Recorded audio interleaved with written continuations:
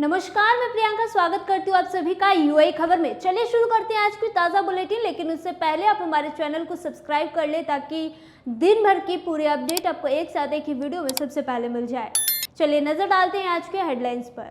Saudi में मेरठ के युवक की मौत, 10 दिन से शव का इंतजार, अब तक नहीं पहुंचा पार्थिव शरीर, परेशान परिवार वाले। बोल्ड चुटकुले सुनाने की सजा मौत, कॉमेडियन ने सऊदी प्रिंस पर लगाए गंभीर आरोप। बिना इजाजत महिला का बनाया वीडियो, आरोपी पर लगा 30,000 दिरहम का जुर्माना। 12,000 साल पुराने ऊंट हिरण के चित्र मिले सऊदी के रेगिस्तान में, वैज्ञानिक रह गए हैरान। सऊदी में नौकरी दिलाने के नाम पर 3 लाख की ठगी, रिपोर्ट न लिखने पर पीड़ित पहुंचा कोर्ट। और जानेंगे क्या है आज के रियाल रेट, क्या है आज के गोल्ड रेट और क्या है आज के दिरहम रेट। चलिए खबरों को विस्तार से समझते हैं। सऊदी में मेरठ के युवक की मौत, 10 दिन से शव का इंतजार, अब तक नहीं पहुंचा पार्थिव शरीर। मेरठ के परिचितगढ़ थाना क्षेत्र के ललियाना गांव के रहने वाले 22 वर्षीय अमजद की सऊदी अरब के दमम शहर में एक सड़क हादसे में मौत हो गई।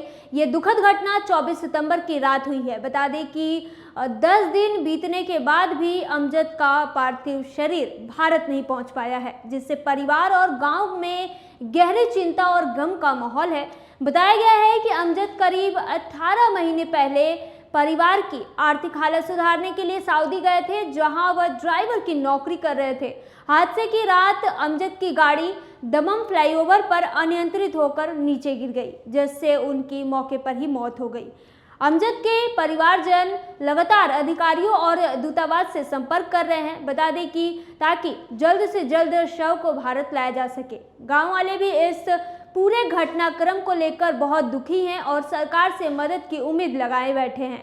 सड़क हादसे में टक्कर इतनी भीषण थी कि गाड़ी पूरी तरह से क्षतिग्रस्त हो गया और अमजद की मौके पर ही मौत हो गई।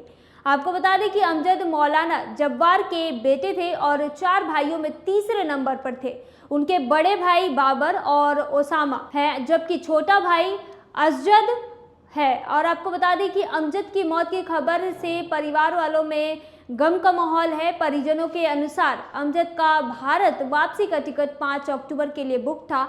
ग्रामीणों ने केंद्र और राज्य सरकार से अपील की है कि शव को जल्द से जल्द भारत लाया जाए और परिवार को आर्थिक मदद भी दी जाए ताकि वो इस मुश्किल वक्त से निकल सके। बढ़ते हैं दूसरे खबर की ओर। बोल्ड चुटकुले सुनाने की सजा मौत, कॉमेडियन ने सऊदी प्रिंस पर लगाए गंभीर आरोप। सऊदी अरब के क्राउन प्रिंस मोहम्मद बिन सलमान अपने देश की रूढ़िवादी इस्लामिक छवि सुधारने के लिए हर वो काम कर रहे हैं जैसा किंगडम में पहले कभी नहीं किया गया। इसी क्रम में सऊदी अरब की राजधानी रियाद में कॉमेडी फेस्टिवल का आयोजन किया गया है। बता दें कि यह फेस्टिवल 26 सितंबर से 9 अक्टूबर तक चलने वाला है। आयोजकों ने इसे दुनिया का सबसे बड़ा इवेंट बताया है, लेकिन इसे लेकर भारी विवाद शुरू हो गया है। कई स्टैंड अप कॉमेडियन ने इस आयोजन में शामिल होने से मना करते हुए सऊदी के मानवाधिकार रिकॉर्ड पर सवाल उठाए हैं। एक महिला कॉमेडियन ने तो सऊदी क्राउन प्रिंस को टारगेट करते हुए ये तक कह दिया कि अगर सऊदी में वो बोल्ड चुटकुले सुनाती तो सरकार भी उन्हें मार देती। दरअसल यह कॉमेडी फेस्टिवल उस समय हो रहा है जब 2 अक्टूबर को पत्रकार जमाल खशोगी की हत्या की 7वीं बरसी है। बता दें कि 2018 में खशोगी की तुर्की के इस्तांबुल स्थित सऊदी कंसुलेट के अंदर हत्या कर दी गई थी। 2021 में जारी एक अमेरिकी खुफिया रिपोर्ट में कहा गया था कि इस ऑपरेशन को सऊदी क्राउन प्रिंस मोहम्मद बिन सलमान ने मंजूरी दी थी। हालांकि सऊदी सरकार ने इन आरोपों को सिरे से खारिज कर दिया था। बता दें कि ह्यूमन राइट्स वॉच ने आरोप लगाया है कि सऊदी अरब इसे अभिव्यक्ति की आज़ादी पर कड़े प्रतिबंधों से ध्यान भटकाने के लिए इस्तेमाल कर रहा है। स्टैंड अप कॉमेडियन अतसुको ने कहा है कि उन्होंने फेस्टिवल में परफॉर्म करने का न्योता ठुकरा दिया। उन्होंने सोशल मीडिया पर आयोजकों के कथित मैसेज साझा किए हैं। मैसेज में कहा गया है कि फेस्टिवल में शामिल कॉमेडियनों को क्राउन प्रिंस सऊदी के क्राउन प्रिंस MBS की सरकार शाही परिवार और इस्लाम पर मजाक करने की इजाज़त नहीं देगी। सोशल मीडिया प्लेटफॉर्म X पर आयोजकों के मैसेज का स्क्रीनशॉट शेयर करते हुए कॉमेडियन ने लिखा कि पैसा सीधे क्राउन प्रिंस से आ रहा है, जो पत्रकारों, नुकसान नहीं पहुंचाने वाले ड्रग मामलों में फंसे लोगों, ब्लॉगरों को बिना उचित प्रक्रिया के सजा देते हैं। चुप रहने वाले कॉमेडियन ही इस फेस्टिवल में शामिल हो रहे हैं। उन्हें शामिल होने के लिए सेंसरशिप नियमों का पालन करना पड़ रहा है। बढ़ते हैं तीसरे खबर की ओर। बिना इजाजत महिला का बनाया वीडियो, आरोपी पर लगा 30,000 दिरहम का जुर्माना और मुआवजा। अबू धाबी की एक अदालत ने एक शख्स को महिला की सहमति के बिना उसका वीडियो बनाने का दोषी ठहराया है। कोर्ट ने इसे महिला की निजता का उल्लंघन माना और उसे कुल 30,000 दिरहम भरने का आदेश दिया है। पहले अबू धाबी क्रिमिनल कोर्ट ने उस आदमी पर बिना अनुमति तस्वीरें लेने के लिए 10,000 दिरहम जुर्माना लगाया था। इसके बाद महिला ने कहा कि उसकी प्रतिष्ठा और मानसिक स्थिति को नुकसान हुआ है, इसलिए उसने अलग से मुआवजे की मांग करते हुए सिविल केस दायर किया है। अदालती रिकॉर्ड के मुताबिक अबू धाबी फैमिली और सिविल कोर्ट ने उस शख्स को महिला को 20,000 दिरहम मुआवजा देने का आदेश दिया, यानी जुर्माना और मुआवजा कुल मिलाकर कहे तो 30,000 दिरहम अदा करना होगा। जजों ने साफ कहा है कि महिला की निजता का उल्लंघन हुआ है और ऐसे मामले में यूएई कानून के तहत मुआवजा देना अनिवार्य है। आपको बता दें कि इसमें मानसिक पीड़ा और समाज में हुई बदनामी को भी नुकसान माना जाएगा। महिला ने अदालत को बताया कि इस घटना से उसकी प्रतिष्ठा खराब हुई है, मानसिक तनाव बढ़ा है और उसकी गरिमा को ठेस पहुंची है। अदालत ने इसे गंभीर मानते हुए उसके पक्ष में फैसला दिया है। बढ़ते चौथे खबर की ओर। 12,000 साल पुराने ऊंट हिरण के चित्र मिले सऊदी अरब के रेगिस्तान में, वैज्ञानिक रह गए हैरान। दुनिया भर के वैज्ञानिक नई नई चीजें खोजने में लगे रहते हैं। इसी कड़ी में सऊदी के वैज्ञानिकों ने एक अनोखी चीज खोजी है। उन्होंने अपने देश के रेगिस्तान में बड़े बड़े पत्थरों पर बने ऊंट, हिरण और दूसरे जानवरों की नक्काशी देखी है, जो सबको हैरान कर रही है। ये नक्काशीदार चित्र करीब 12,000 साल पुराने बताए जा रहे हैं। इन तस्वीरों में कुछ की ऊंचाई जो है 6 फुट से भी ज्यादा है।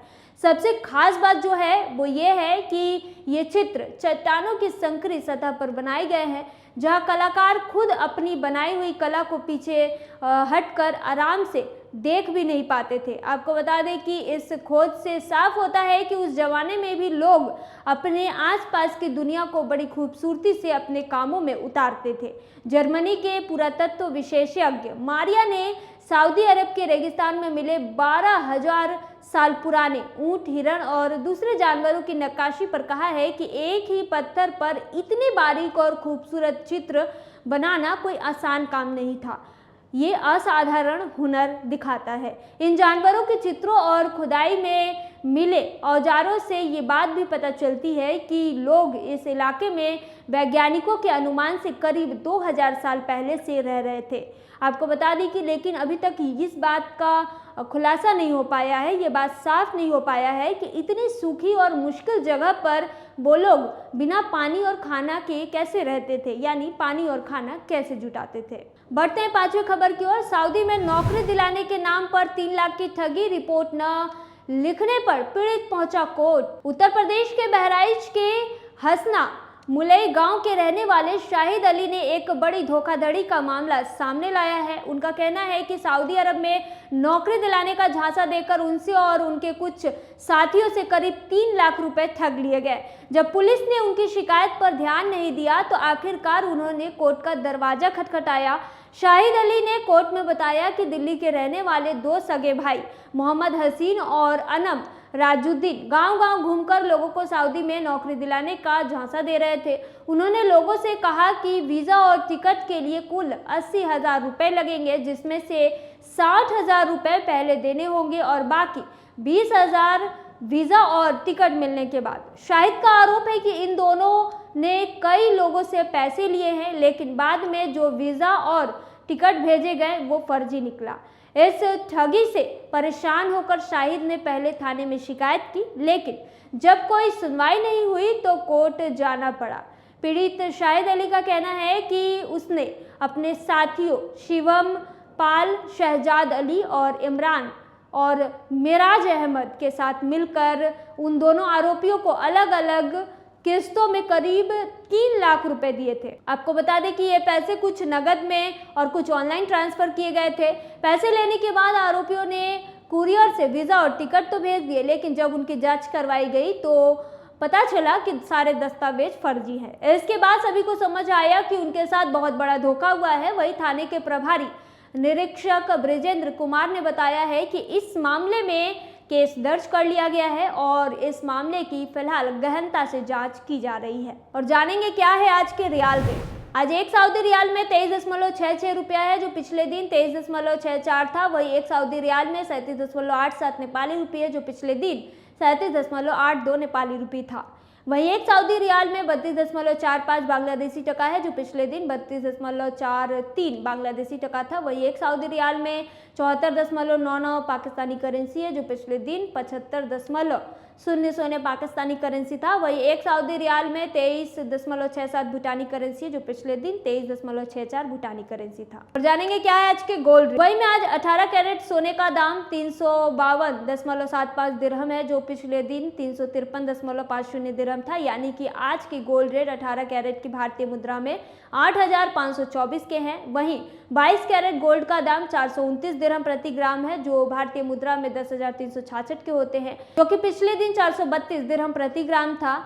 वहीं दुबई में 24 कैरेट सोने का दाम 463.25 दिरहम है, जो कि पिछले दिन 466.75 दिरहम था। वहीं आज के 24 कैरेट सोने का दाम भारतीय मुद्रा में बात करें तो 11,194 रुपए के होते हैं। वहीं जानेंगे क्या है आज के दिरहम रेट्स। आज एक यूए दिरहम में 24.16 रुपया है, जो कि पिछले दिन 24.15 था। वही एक यूए दिरहम में 38.68 नेपाली रुपया, जो पिछले दिन 38.62 था। वहीं एक यूए दिरहम में 33.14 बांग्लादेशी टका है, जो पिछले दिन 33.12 बांग्लादेशी टका था। वहीं एक यूए दिरहम में 76.58 पाकिस्तानी करेंसी है, जो कि पिछले दिन 76.60 पाकिस्तानी करेंसी था। वहीं एक यूए दिरहम में 24.17 भूटानी करेंसी है, जो कि पिछले दिन 24.14 था। तो ये थी आज की ताज़ा बुलेटिन। ऐसे ही ताज़ा अपडेट के लिए बने रहिए यूएई खबर पर। धन्यवाद।